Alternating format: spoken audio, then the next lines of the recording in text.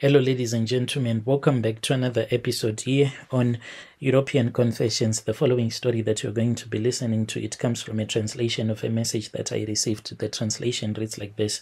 Hello, Brother Nanshi, how are you? Can you please post my own story as hidden identity? I am a woman who is aged 38 years old. I have come here so that you can share my own confession. Brother Nanshi, I am a woman who is diabetic, so when I got so sick, this was a few years ago. That was when I started going around. I visited different churches whilst I was looking for help, and I got so sick. And at that time, I was here in South Africa, where I am staying as well as I am working. That was when I said, let me go back home, because here in South Africa, I had failed to get any kind of help. When I returned back to Zim, my plan was that I wanted to go and visit this other prophet. When I visited that prophet, I then ended up paying money. So I paid money. You know, there is that fee that you have to pay if you want to speak with the man of God. They call it one-on-one consultation. So I paid that money, as expensive as it was.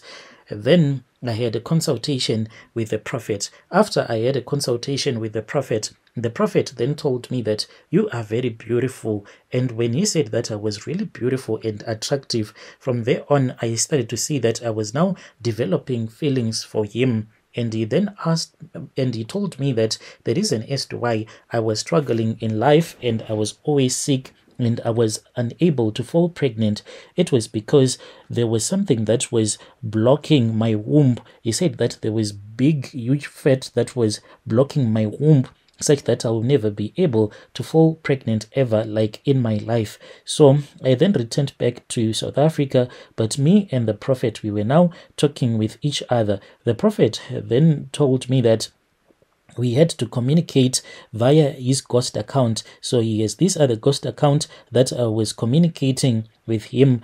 Then he came to South Africa. The moment that he came to South Africa, he told me that we were going to spend some time at this other very expensive hotel. So before I had gone to that hotel, I was then taken by his bodyguards and I was taken to this private facility where I was tested on the same date. I was tested for HIV, all STI tests that you can think of. I was tested and they all came out negative. When they saw that everything had came out negative and I was like clean, that was when I was taken to the hotel. But what really disturbed me was that I was the only one who was tested. This prophet, he was never tested for HIV. It was only I. So after he saw that I was clean, then he started sleeping with me. And me and him, we continued dating each other until I got so sick. When I got sick, I told him that I was really sick here in South Africa. He then said, return back home. So I got onto the bus and I returned back to Zim. When I went back, like when I was still in South Africa, he had told me that he wanted to take me to India to get medical help. So he said that you are going to get medical help in India. But then I fell sick before he could travel with me to India.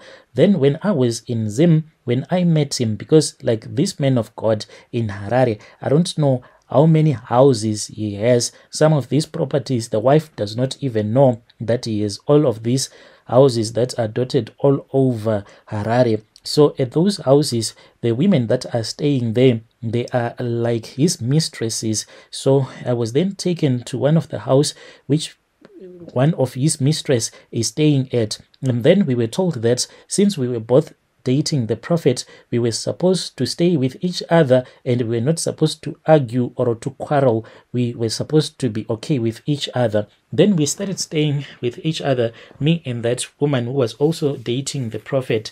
Then one night, I was then picked up by the bodyguard. The bodyguard then told me that it was time for me to go and get my healing. The bodyguard and I, we then traveled all the way to Mutoko. When we arrived in Mutoko, that was when, to my surprise, I saw the prophet. He was already there.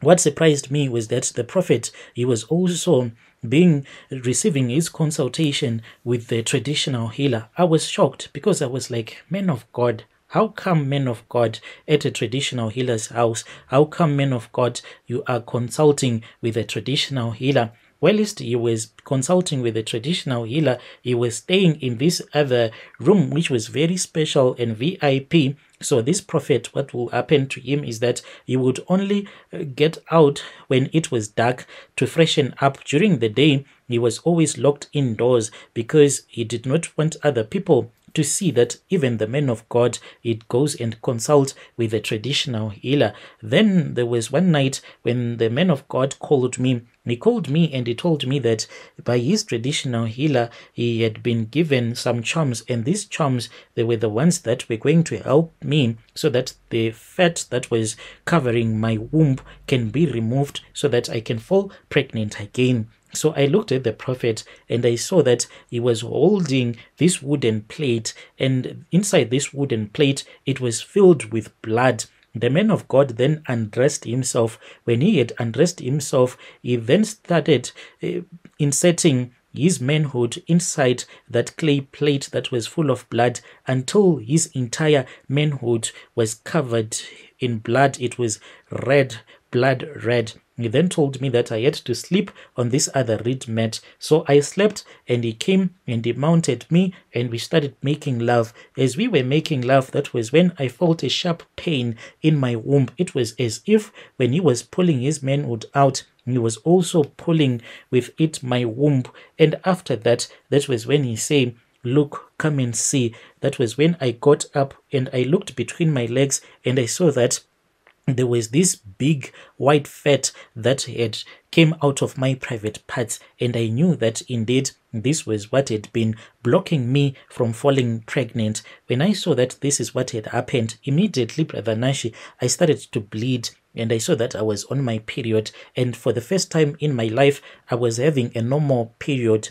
Because all my life, I would only go for a period only one day, and it will only be a few droplets. We then returned back to Harare. When we returned back to Harare, we stayed for about a month. He would come and sleep with me. I returned back to South Africa. When I was in South Africa, I found out that I was now pregnant for the prophet. So I have a child by the prophet. But now what troubles me is that this man, he does not want to release me. Ever since he impregnated me, I thought that there was a time when he was going to impregnate me, but the man does not want to impregnate me because I thought that he would allow me to get married, but he does not want me to get married. He wants me to be his mistress for life. If I was the only mistress, I'll say it is okay, but the challenge that I am facing, I am not his only mistress because I am one amongst the many, like those that are not known by his